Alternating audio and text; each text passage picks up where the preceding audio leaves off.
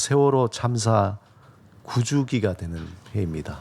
벌써 2014년도 일인데 그날 또 생각하면은 아직도 마음이 먹먹합니다. 그날의 아픔과 슬픔으로 또 고통 속에 살아가는 많은 유가족들이 있는데 하나님의 또 큰 위로가 그분들에게 또 함께 하시길 기도합니다. 이 세월호 참사가 일어난 후에 모든 국민에게 마음속에 던져지는 질문이 있었습니다. 그 세 가지 질문이 국가란 무엇인가? 라는 그러한 질문이었죠. 근데 작년에 또 이태원 참사가 있고 난 뒤에 또다시 우리에게는 국가란 무엇인가에 대한 그러한 질문을 또 하게 됩니다. 2년의 코로나를 겪으면서 우리 사회는 각자 도생이라는 그 사회가 더 심화되고 있는 것 같아요.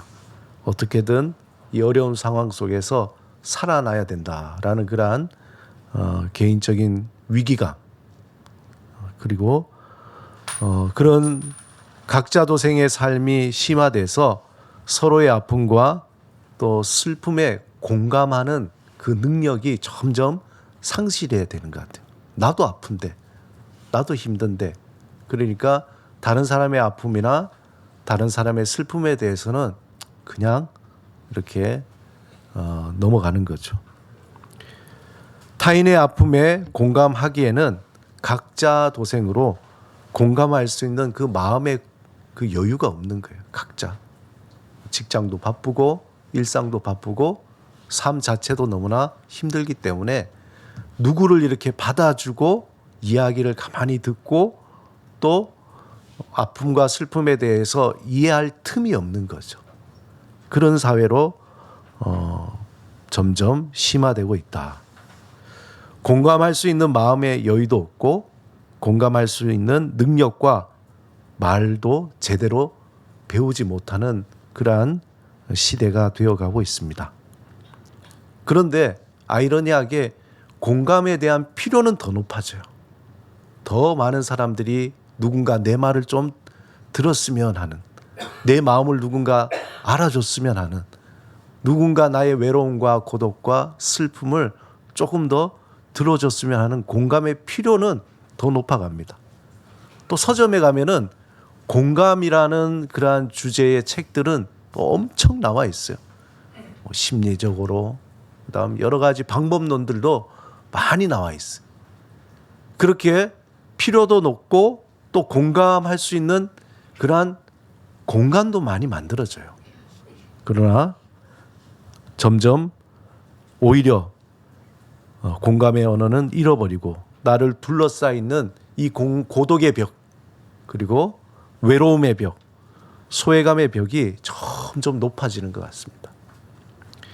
이러한 시대에 우리는 우리를 보호해 준다는 그 국가란 무엇인가에 대한 질문을 하면서 동시에 우리는 신앙인이니까 한편 그럼 교회는 무엇인가? 라는 질문을 또 하게 됩니다.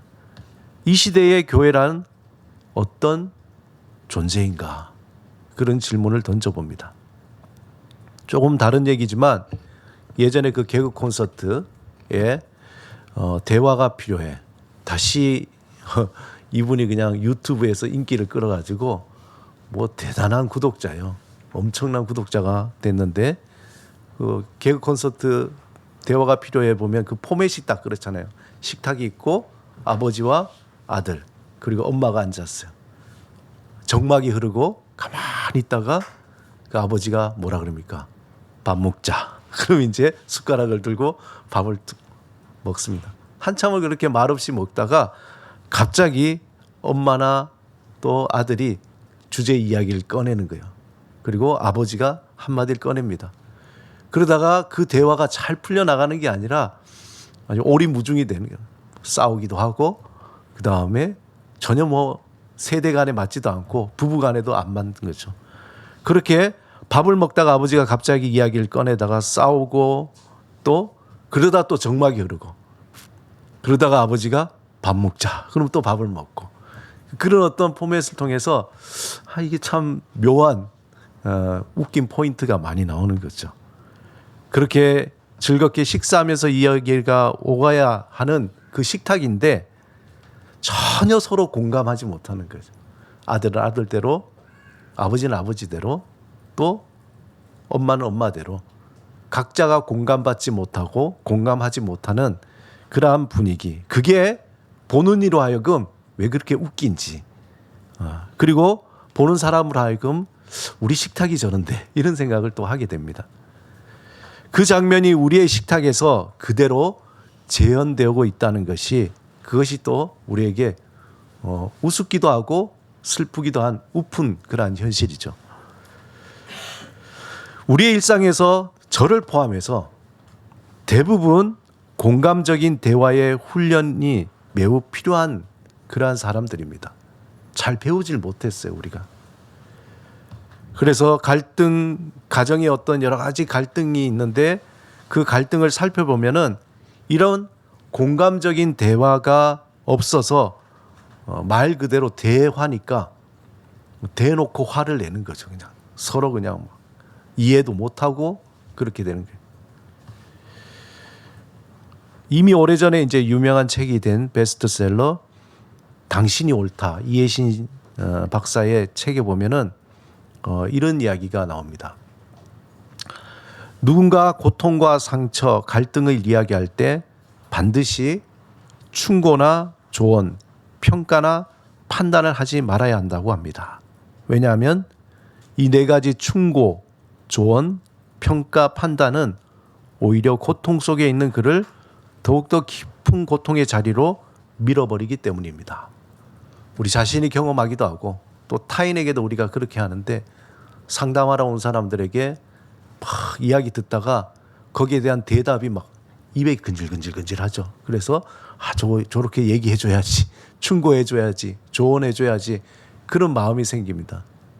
그러한 충고나 조언, 평가나 판단은 옳은 공감이 아니라고 하는 거죠.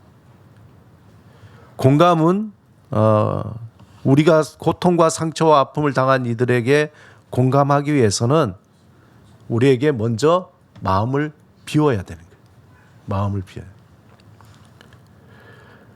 우리에게 마음속에 무엇인가 가득 차 있으면 어떤 누구의 이야기를 듣거나 그들의 마음에 공감할 수가 없어요. 우리가 누구를 공감하려고 하면 어떻게 됩니까? 우리 마음이 비어 있어야 되잖아요. 그죠? 그런데 우리 마음에 다른 것으로 꽉 차 있으니까 전혀 공감할 수 없습니다. 그러므로 나 자신을 공감하거나 다른 이를 공감하기 위해서 우리는 마음에 공간을 만드는 것이 굉장히 중요한 거죠. 그래서 신앙적으로 볼 때에 그 마음의 공간을 만드는 것이 어떤 것이냐, 그것은 우리가 침묵하는 게 참 중요하다. 무언가를 자꾸 말하기보다 하나님 앞에서 침묵할 때에 그때 우리 마음에는 공간이 생깁니다. 네. 하나님 앞에서 조용히 머무를 때에 우리 안에 가득 차 있는 마치 쓰레기와 같은 그런 소리들이 잠잠해지죠. 그리고 빠져나가게 됩니다. 이때 비로소 내가 내 소리에 귀를 기울이게 되는 거예요. 그리고 나의 감정에 내가 공감을 하는 거죠. 그러면서 우리 마음에 여유가 생겨나게 됩니다. 또한 그 여유가 누군가의 고통과 아픔을 들을 수 있는 마음의 여유도 생겨나게 됩니다. 오늘 우리가 함께 읽은 짧은 본문, 우리가 너무나 잘 알고 있는 예수님과 베드로의 대화입니다. 예수님이 십자가에 돌아가신 후에 베드로는 낙심과 절망 속에 갈릴리로 돌아갔어요. 예전에 자신이 했던 고기 잡는 업으로 돌아간 거죠. 특별히 베드로는 자기가 예수님을 배신했다는 그 수치심, 그 죄책감, 말로 다 할 수 없는 겁니다. 정말 수제자라고 그렇게 했었지만 예수님을 배반했다는 그 자체가 자기에겐 너무나 수치스러운 일이에요. 스스로가 용서할 수 없는 그러한 죄책감을 가지고 있었습니다. 그는 그러한 수치심과 죄책감으로 하루하루 그렇게 살아갑니다. 그러던 어느 날 자신 앞에 찾아오신 예수님을 만났을 때 어떻게 했어요? 막 심장이 멎을 것 같죠. 그냥 영원히 안 봤으면 했는데, 영원히 예수님의 그 얼굴을 안 봤으면 좋겠는데 그분이 앞에 아침상을 차려놓고 떡하니 있는 거죠. 예수님은 베드로를 위해서 아침 식사를 준비하시고 식사 후에 베드로에게 조용히 얘기합니다. 뭐라고 얘기합니까? 요한의 아들 시몬아, 내가 이 사람들보다 나를 더 사랑하느냐? 더 미쳐버리겠는 거예요. 그렇지 않아요? 예수님이 야, 너 진짜 나 수제자라면서 너 그때 나 배신했지? 이 XX야 하면서 예수님이 한 대 쥐어받기도 하고 너 그럴 수가 있냐고, 인간이 말이야. 그렇게 하면 차라리 예수님 정말 죽을 죄를 지었습니다, 미안합니다 이렇게 하면서 마음이라도 좀 편할 텐데 전혀 그런 얘기가 없어요. 없고는 예수님이 요한의 아들 시몬아, 내가 이 사람들보다 나를 더 사랑하느냐? 전혀 엉뚱한 얘기를 하시는 거예요. 예수님의 이 짧은 질문에 베드로는 어떤 말을 해야 할지 마음이 복잡해지기 시작했어요. 어떤 말을 해야 될까? 여러분 같으면 어떤 말을 해야 될까요? 예수님을 배신한 내가 예수님 앞에 왔는데 예수님이 너 나 사랑하지? 다른 사람보다 사랑하지? 라고 할 때에 선뜻 그럼요 예수님 제가 사랑하죠 라고 금방 이야기가 나오겠냐. 베드로는 온갖 생각 속에 무슨 대답을 해야 할지 복잡했을 거예요. 자신이 돌이킬 수 없는 그 실수였던 그날 밤 떠올랐겠죠. 그때 그냥 내가 배신하지 말았어야 되는데, 그때 내가 그냥 차라리 예수님을 안다고 하고 그냥 사람들에게 매를 맞든지 잡혀가든지 했어야 됐는데, 그런 생각을 했겠죠. 사실은 베드로 자신도 그 마음 깊은 곳에 예수님을 향한 사랑이 있었죠. 변함없는 사랑, 정말 세상 그 누구보다도 사랑하는 마음이 있었는데 왜 그날 하필 사람들이 물었을 때에 자신도 모르게 그냥 예수님을 모른다고 툭 튀어나왔을까? 그 인간의 나약함, 그냥 그게 드러난 거예요. 그날 자신도 모르게 자신의 입에서 예수님을 모른다고 부인했는지 자기 스스로도 생각해도 도저히 모르겠는 거야. 왜 내가 그랬을까? 돌이키고 또 돌이켜 생각해봐도 너무도 어처구니 없는 자신의 행동에 도저히 자신을 용서할 수가 없었던 거예요. 베드로는 자신이 예수님을 배반했다는 너무나 큰 수치심에도 불구하고 예수님에게 그의 마음을 전했어요. 주님, 그러합니다. 그렇잖아요. 알잖아요, 예수님. 제 마음을. 제가 주님을 사랑하는 줄 주님이 아시잖아요. 그렇게 대답하고 억지로 대답했어요. 그러자 예수님이 베드로에게 지체 없이 또 한 번 묻습니다. 요한의 아들 시몬아, 내가 나를 사랑하느냐? 한 번만 물으면 좋겠는데 예수님 또 한 번 묻는 거예요. 어떻게 보면 가만히 생각하면은 야, 이 나쁜 놈아 보다 더 베드로를 힘들게 했을 수도 있을 것 같아요. 그런데 예수님은 이 첫 번째, 두 번째, 요한의 아들 시몬아, 내가 너를 사랑하느냐 할 때에 이 나를 더 사랑하느냐의 그 사랑은 아가페의 사랑을 얘기한 거예요. 아가페, 친구 간의 사랑이 아니라 신적인 사랑, 완전한 사랑에 대해서 물었던 거예요. 그런데 베드로는 차마 아가페의 사랑으로 대답하지 못하고 아주 낮춰서 주님, 제가 필레오, 친구 간의 사랑으로 사랑합니다. 그렇게 겸손하게 얘기한 거예요. 왜냐? 자기가 잘못한 게 너무나 많은데, 이미 아가페의 사랑은 실패했는데. 그런데 예수님은 첫 번째, 두 번째 질문을 지나서 세 번째 질문에는 나를 사랑하느냐고 했을 때에 그때는 필레오의 사랑으로 얘기해요. 친구 간의 사랑으로 나를 사랑하냐? 그랬을 때 베드로는 똑같이 주님, 제가 필레오의 사랑으로 주님을 사랑합니다. 그렇다고 베드로가 정말 필레오의 사랑으로 예수님을 사랑했을까요? 아니죠. 그 마음 깊은 곳에는 자기는 다 할 수 없지만 아가페의 사랑으로 주님을 사랑하려고 하는 간절한 마음이 있었던 거죠. 자신이 감히 어떻게 예수님 앞에서 그 아가페의 사랑을 고백할 수 있을까라는 그런 고민이 있었던 겁니다. 예수님은 베드로에게 대답에 대해 어떠한 판단이나 충고나 평가나 조언하지 않았어요. 그렇잖아요. 필로의 사랑, 너 틀렸어. 너 날 사랑한다고 그렇게 얘기하는 게 아니야. 충고나 조언이나 어떤 얘기도 안 했습니다. 어떤 불안이나 공포심도 조장. 또 다음에 그런 일이 생기면은 또 그렇게 얘기해야 된다. 그렇게 공포심도 조장하지도 않았어요. 베드로가 내가 주님을 사랑하는 줄 주님께서 아시나이다라고 대답했을 때 다른 어떤 말보다 무한한 공감으로 베드로에게 내 어린 양을 먹여라. 내 어린 양을 먹여라. 그의 존재, 네가 있어야 할 자리, 그가 앞으로 해야 할 사명에 대해서만 예수님께서는 얘기하신 거예요.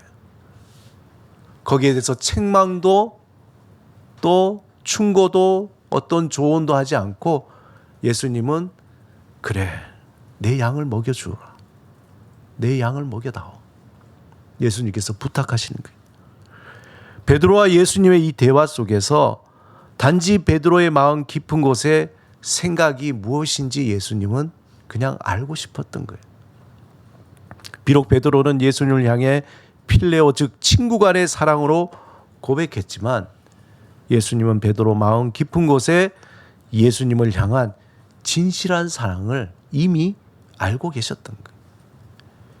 베드로는 인간적인 연약함으로 죽음의 공포 속에서 자신도 모르게 예수님을 부인하는 그러한 배반의 길을 갔지만 사실 그 마음 깊은 곳에는 예수님을 향한 순수한 사랑이 있었다는 것을 알고 있는 거예요. 우리도 그렇잖아요. 살다 보면은 때로는 하나님을 원망하기도 하고 불평하기도 하고 때로는 하나님 앞에 서운하기도 하지만 그렇다고 하나님이 사사건건 너 서운했지, 서운하게 생각했지, 너 나 불평했지, 지금 다 적어놓고 있다. 너 지금 불평 지금까지 살아오면서 2505번 뭐 서운한 마음 뭐 10,000번 뭐 기록 전혀 없어요. 하나님은 우리를 그대로 보시고 우리에게 그 마음 깊은 곳에 하나님을 사랑하는 그 마음을 아시는 거예요. 비록 그 순간의 생각과 말은 두려움과 공포 속에서 예수님을 향해 저주하고 부인했어요. 부인 정도가 아니라 저주하면서 부인했어요. 이 부분은 참 그렇잖아요. 자녀가 있는데 친구가 있는데 그냥 모른다 그러면 좋은데 그냥 저주까지 하면서 부인한 거죠. 그러나 그 생각의 깊은 뿌리에는 예수님을 향한 진실한 사랑이 자리 잡고 있죠. 가끔씩 친구들이나 또 부부간에 얘기할 때에 자식이 서운하게 한 거나 아니면 뭐 그런 얘기할 때 에휴 말이 그렇지 그래 뭐 마음은 그렇지 않아 라고 우리는 믿고 있잖아요. 자식인데 그런 것처럼 예수님은 자신 앞에 있는 베드로 고개를 들 수 없는 죽고 싶은 죄책감과 수치심에 사로잡혀 있는 베드로를 책망하지 않고 자신 스스로 그 마음 깊은 곳에 있는 진실을 드러나게 한 거예요. 베드로는 그 마음에 진실이 있지만 자기가 배신했다는 그 하나로 모든 걸 다 꾹꾹 눌러서 감춰버리고 수치와 그리고 죄책감으로 다 눌러서 그 마음 속에 있는 그 하나님을 향한 주님을 향한 사랑의 마음을 그냥 자기도 못 보게 한 거예요. 그러나 예수님은 다 드러내시고 아니야 네 마음 속에는 나를 사랑하는 마음이 있잖아 라고 그걸 들추어내 주신 겁니다. 예수님은 베드로가 고백한 사랑이 필레오의 사랑이라고 말했지만 그 고백의 뿌리에는 장차 아가페의 사랑을 할 수 있다는 그 가능성에 대해서도 보여주신 겁니다. 예수님을 배신한 것 때문에 절망의 깊은 감옥 속에서 하루하루 살아가는 베드로를 위로하시고 격려하시면서 축복하신 거예요. 사망 권세를 이기신 부활하신 예수님은 베드로에게 저주와 원망이 아닌 새로운 용어, 부활의 언어를 가르쳐 주신 거예요. 이 세상에서 저주와 책망, 그 말이 아니라 주님께서는 모든 것을 용서하시고 품어주시는 주님의 부활의 언어를 알려주신 겁니다. 그 부활의 언어는 내가 나를 사랑하느냐라는 말씀에 내가 너를 영원히 사랑한다라는 것이 들어가 있는 거예요. 주님께서 베드로에게 내가 나를 사랑하느냐라고 하는 그 질문 안에는 예수님이 네가 어떠하든지 나는 너를 선택했고 너를 영원히 사랑하겠다라는 주님의 그 마음이 담겨져 있다는 거예요. 부활하신 예수 그리스도를 믿고 우리가 산 소망을 바라보면서 살아갈 때에 우리의 생각이 바뀌기 시작하는 거예요. 우리의 입술의 말이 변화가 일어납니다. 절망과 낙심의 말에서 산 소망의 말로, 걱정과 근심의 말에서 확신과 평안의 말로, 두려움과 불안의 말에서 담대한 믿음의 말로 바뀌게 됩니다.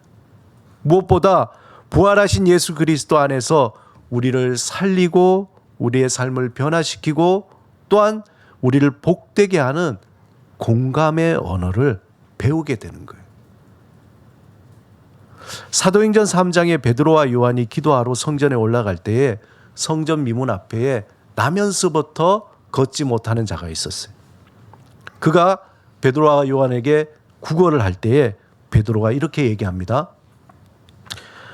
은과 금은 내게 없거니와 내게 있는 이것을 내게 주노니 나사렛 예수 그리스도의 이름으로 일어나 걸으라. 이렇게 선포하는 거예요. 그러자 나면서부터 걷지 못하던 그가 다리에 힘이 생겼어요. 그리고 이전에 상상하지 못한 일이 자신 앞에 일어나는 거예요. 그는 걷고 뛰고 그리고 하나님을 찬양하는 사람으로 변화된 겁니다.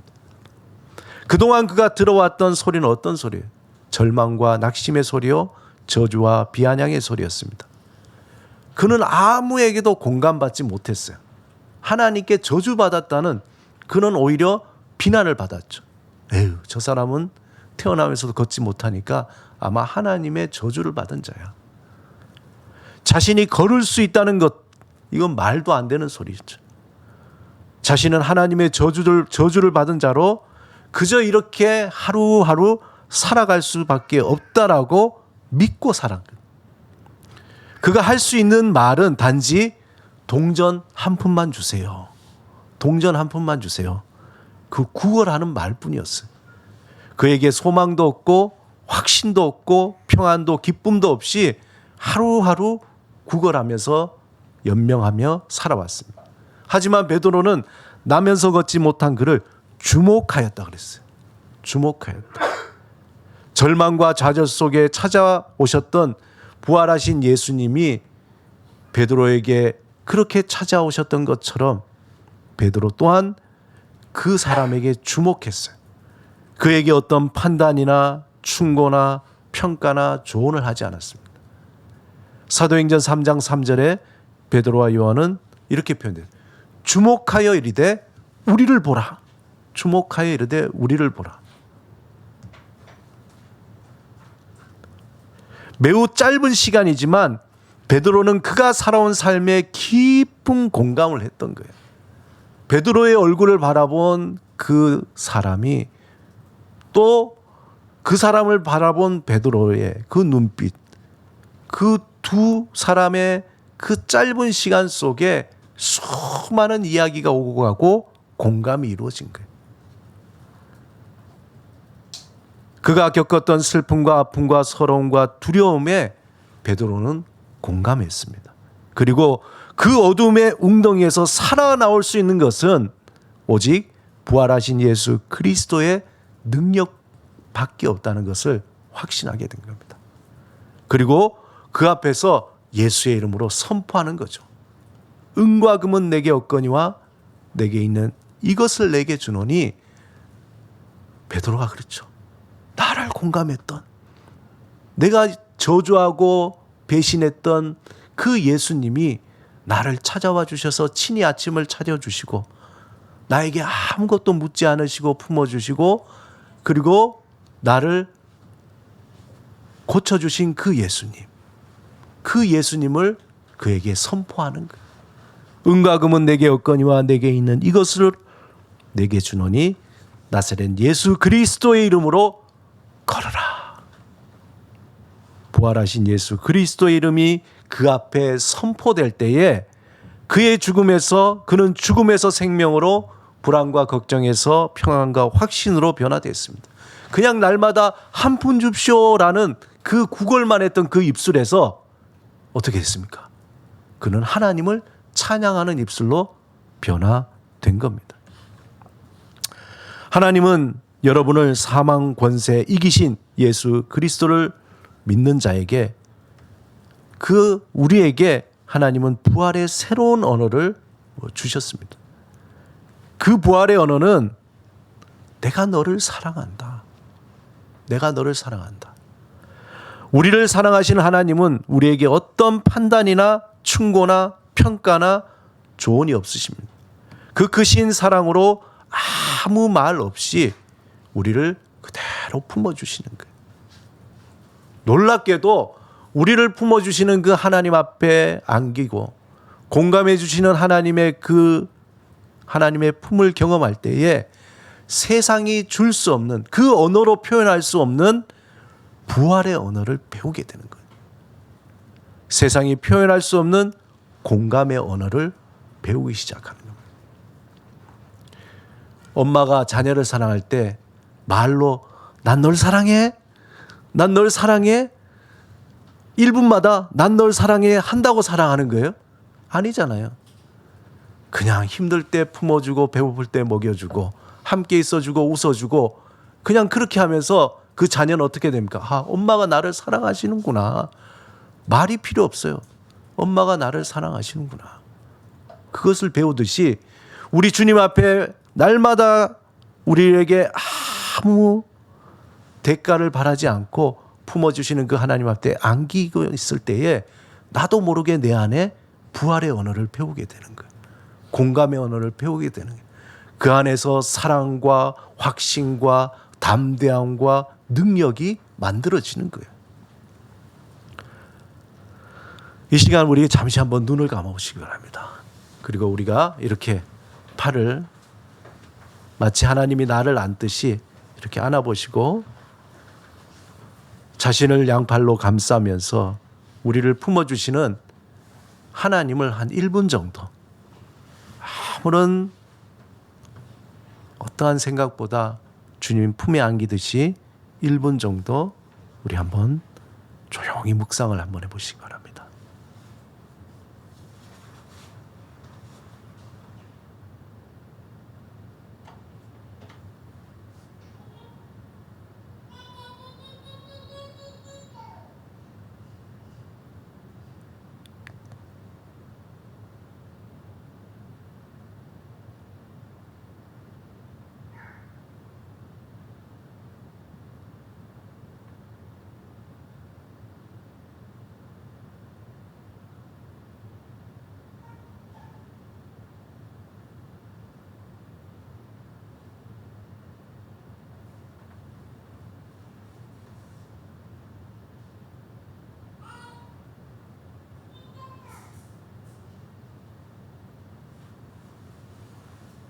네, 사랑하는 여러분, 날마다 부활의 언어로 새롭게 살아나시기 바랍니다.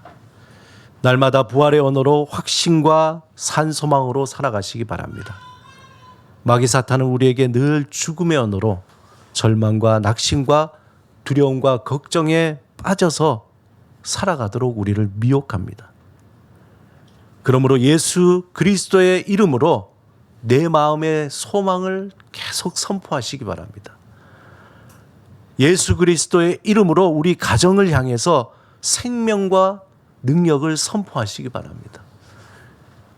죄와 사망의 권세를 이기시고 승리하신 예수 그리스도, 그분을 믿는 자로 날마다 그 이름을 선포하고 소망을 선포하고 부활의 언어로 나를 공감하고 다른 이를 공감하면서 새로운 삶, 또 부활의 삶, 능력의 삶으로 살아가시기를 주님의 이름으로 축원합니다.